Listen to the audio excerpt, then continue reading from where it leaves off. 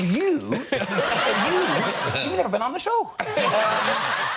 Welcome to Watch Mojo, and today we're counting down our picks for the most memorable and iconic moments from the Graham Norton Show.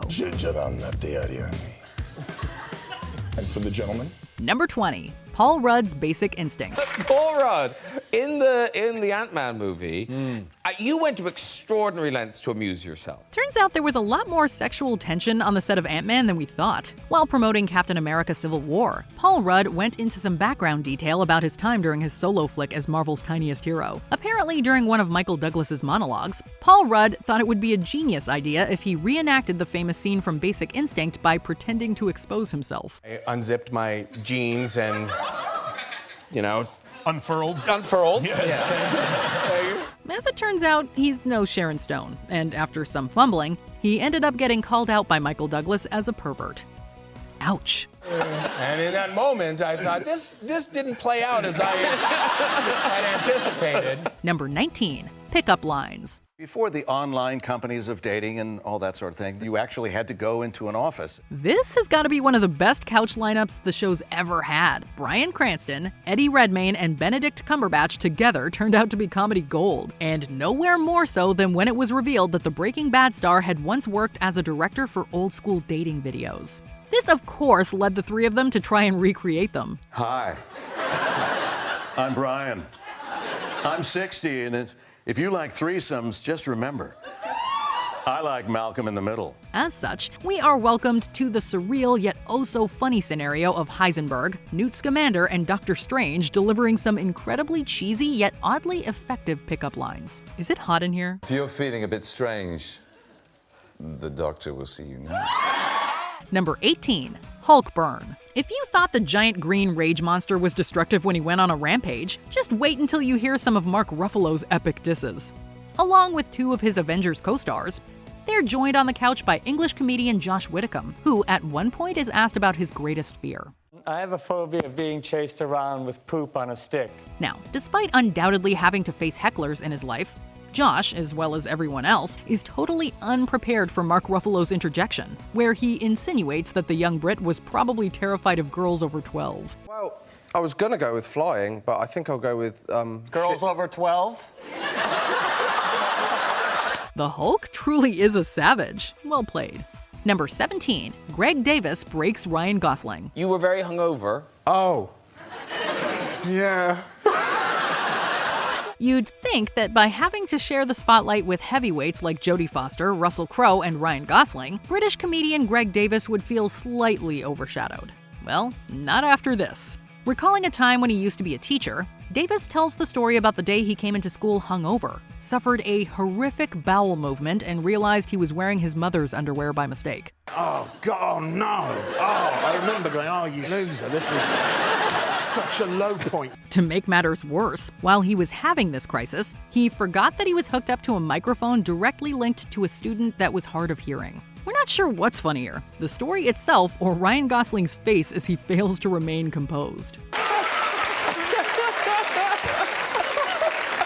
Number 16, Eyebrow Off. I'd like you to judge who has the best eyebrows now, as we have a little eyebrow off. Who would have thought that the Mother of Dragons and the Enchantress would have something in common?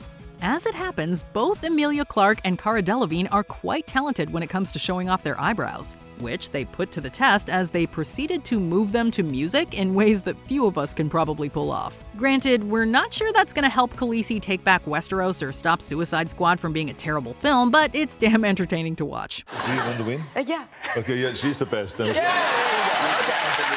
Number 15, Jack Whitehall's illiterate toilet incident. Turns out British comedian Jack Whitehall and Academy Award-winning actress Jennifer Lawrence make quite the dynamic duo. It was probably the best moment of my life. Maybe the worst of Jen's. Mine.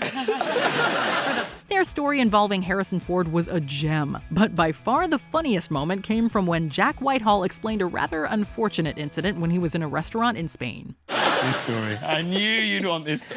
Yes. Faced with a seemingly broken toilet, he tried madly to explain to a Spanish-speaking waiter his little dilemma regarding their faulty facilities.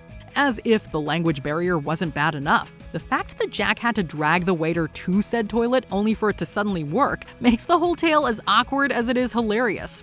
with Jennifer Lawrence barely keeping it together throughout. Like I just invited him into the toilet to say goodbye to my... Number 14, Chris Pratt's perfect Essex accent. Chris Pratt, this seems so unlikely that you have now learned how to do the voices from Towie. Yeah, sort of, yeah. Britain is home to a whole slew of varying accents that foreigners might find difficult to mimic. That's what made this moment all the more outlandishly amazing when actor Chris Pratt revealed he had mastered the dialect associated with the county of Essex. As it turns out, he had been exposed to the trashy show The Only Way is Essex while filming Guardians of the Galaxy in the UK, and after seeing so much of it, had actually managed to nail the accent. So it's like, honestly, I saw this guy. Given everyone's reactions, the authenticity of it was mind-blowing. Miss me? Want your mother? Number 13, modeling. The other thing you share is quite short-lived careers in modelling. Oh, I thought you just said short-lived careers. Besides winning Oscars, Jennifer Lawrence and Eddie Redmayne seem to have a lot of other things in common. Coincidentally, this includes briefly dabbling in modeling with very mixed results. While we're not quite sold on Eddie Redmayne rocking those seemingly hand-knit sweaters and hoodies, at least they're a little more presentable than Jennifer Lawrence's, whose photos never saw the light of day due to her being a tad too boisterous. And like at one point a girl yelled, "Just get her away from me." Oh well, a loss for the modeling industry is Graham Norton's gain. Number 12, young Ryan Gosling's dance moves. We're going to focus on the early dancing career of Mr. Ryan Gosling. That makes sense, yeah. Everyone has to start somewhere. While promoting La La Land, Ryan Gosling gets something of an unwanted trip down memory lane as Graham reveals that they have clips of him as a child at a dance competition. Wish I could say someone said, "Here, you have to wear this." But that was my idea. The video itself is adorable to watch as a young Gosling shows off his moves. But what's even funnier is when he reveals that behind the scenes, the whole thing had a much darker side. What with the other dancers flipping him the bird before his performance started. The two twins are standing there like the twins from The Shining. And they're just going like this. Kids can be so cruel. Number 11, baking innuendos. The amount of innuendo when you're tasting, Yeah. you know, things like soggy bottoms and, oh, it's so moist. During a New Year's special, Graham managed to land a whole slew of celebrities on his couch, including Hugh Jackman, Billy Crystal, and the co-hosts of the highly successful Great British Bake Off, Paul Hollywood and Mary Berry. As it turns out, many of the comments these two star bakers have made over the course of their series can be interpreted as rather erotic. Naturally, Graham asked Hugh Jackman and Billy Crystal to read some of them with some rather raunchy mood music. Squeeze your bag. Is it trickling down? No. Have you ever wanted to see Wolverine talk dirty to Mike Wazowski? Well, here it is in all its kinky glory. If it's leaked, you'll get wet. Number 10, nunchuck skills. We've now learnt, ladies and gentlemen, that Rebel Wilson, you are a trained sort of ninja. Yeah. Rebel Wilson is a woman of many talents, and while she's mostly known for her singing and acting, it turns out she's also a ninja in training. Have I been in a novice all-star martial arts championship? Yes. Did I get my face punched in? Yes. After revealing that she's pretty handy when it comes to wielding nunchucks, she goes on to put her money where her mouth is and floors everybody by showing off her skills. So you can do a little nunchuck display? Sure. I mean, With an oddly fitting backing track and zero fear in her performance, it's not hard to see why Kit Harington and Matt LeBlanc look so stunned. When you can make Joey Tribbiani and Jon Snow gape, then you know you've made a hell of an impression. That was proper. yeah, so if you're thinking of mugging me on the street, maybe think again. Number 9, Russell Crowe and the Red Chair. Are you apparently are keen on the red chair, Russell? Oh, it's one of my favourite parts of your show. Okay. While promoting Man of Steel with his fellow cast members, everybody's favorite Australian was given the chance to control the Red Chair section of Graham's show. Hi, so I'm not doing this. It's Russell Crowe. You need to impress with your story. And what's your name? Laura. The premise is rather simple. Audience members have to get a laugh with a story of theirs, but if they fail to do so, the host can pull a nearby lever and send them flying back in their seat. Russell, last year I went to a music festival down in Newquay. He's a New Zealander, is he? Yeah. New Zealander, yeah. Oh, yeah. I got Eager to take control, Graham hands over the reins to Crowe, who shows no mercy, and pretty soon bodies are sent flying. Can you walk? Oh, you can walk. You can walk. Walk. Are you not entertained? It's not like we're going to be unreasonable. Number 8. Hugh Bonneville and the Woolly Jumper. Few ensembles in this show's history can rival the comedy gold combination of Matt Damon, Bill Murray, and Hugh Bonneville. Here he is on Top Gear. Now, a lot of people were focused on the jumper. As Graham Norton quizzes Hugh about his appearance on Top Gear, Damon and Murray, and the audience too, all immediately go into stitches at the sight of Bonneville's woolly jumper. I was roasting because you're exerting so much sort of adrenaline and sweat because you're in a, well, just right now, your lips are turning a different color.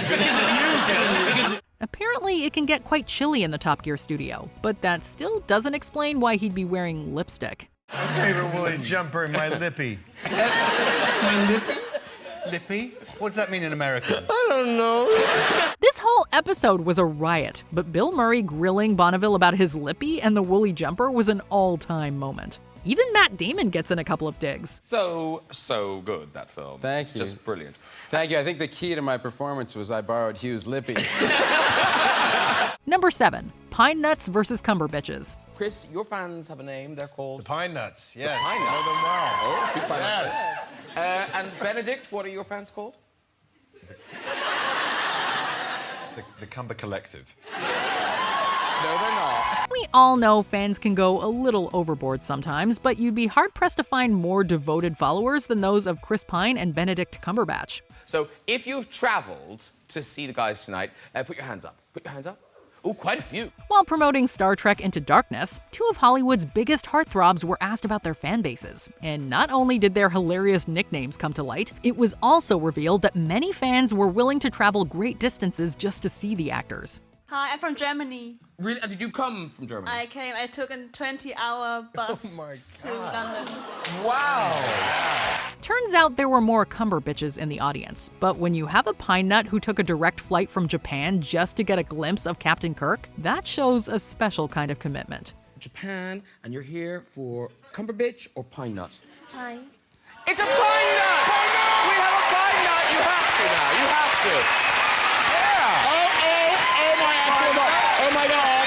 Oh my God! Oh. Number 6. Seth Macfarlane's Rogues Gallery. I knew 1,000 Peter Griffins growing up in New England. I mean, guys who would not think before they spoke, like, no self-editing mechanism. It's coming out here with no gateway. While interviewing the creator of Family Guy about his new comedy, A Million Ways to Die in the West, Graham couldn't resist asking him to let loose a few of his signature voices. Hey, what's going on? Oh, hello, fat man. Oh, Stewie, how are you?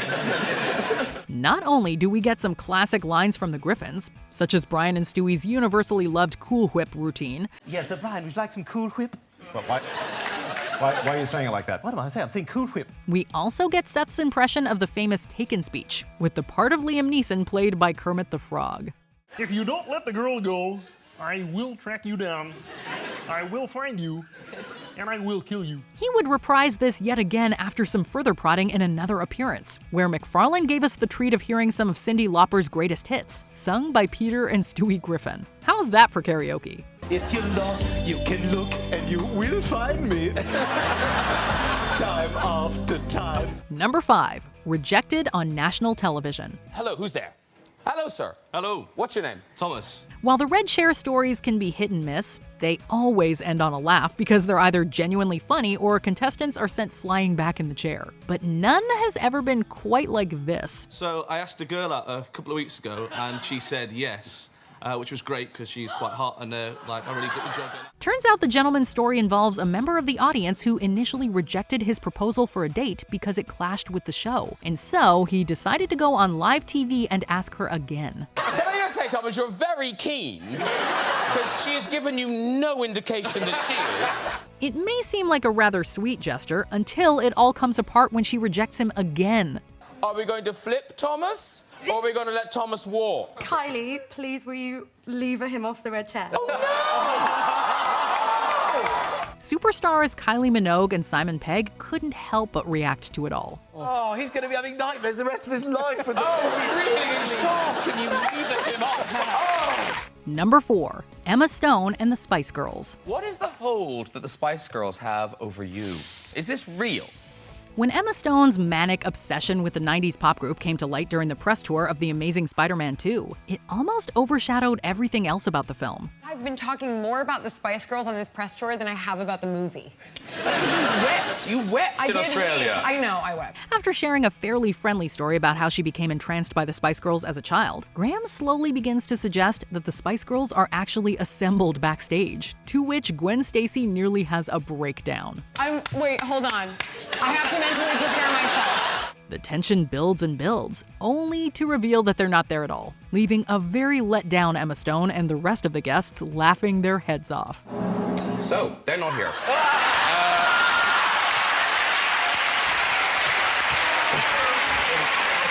Number 3. Fresh Prince reunion. I've got some, mics. If you could, do you want to do a little bit of rapping? And maybe you're done. After taking the internet by storm with his live rendition of the classic Fresh Prince of Bel-Air theme song, In West Philadelphia, born and raised on the playground of grass spent most of my days. Will Smith decided to up the ante with his next appearance on The Graham Norton Show, bringing along his son Jaden, DJ Jazzy Jeff, and even Carlton himself, Alfonso Ribeiro.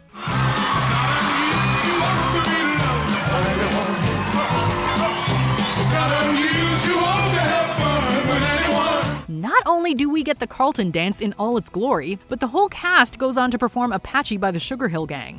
Hip thrusts and all. Even Graham gets a chance to bust a move and jump on it.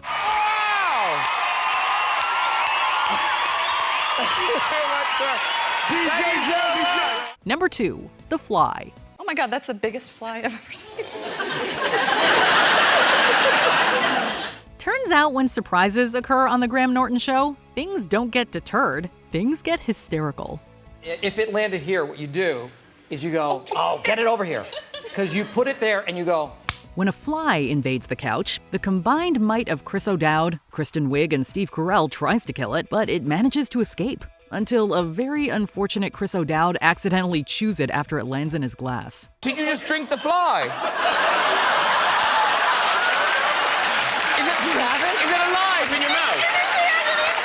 Put it in his mouth! Oh my sweet God. We're not sure what's funnier, Kristen Wiig's jump scare, Steve Carell's killer instinct, or the look of horror on Chris O'Dowd's face. It may have been unexpected, but it left everyone in fits of laughter.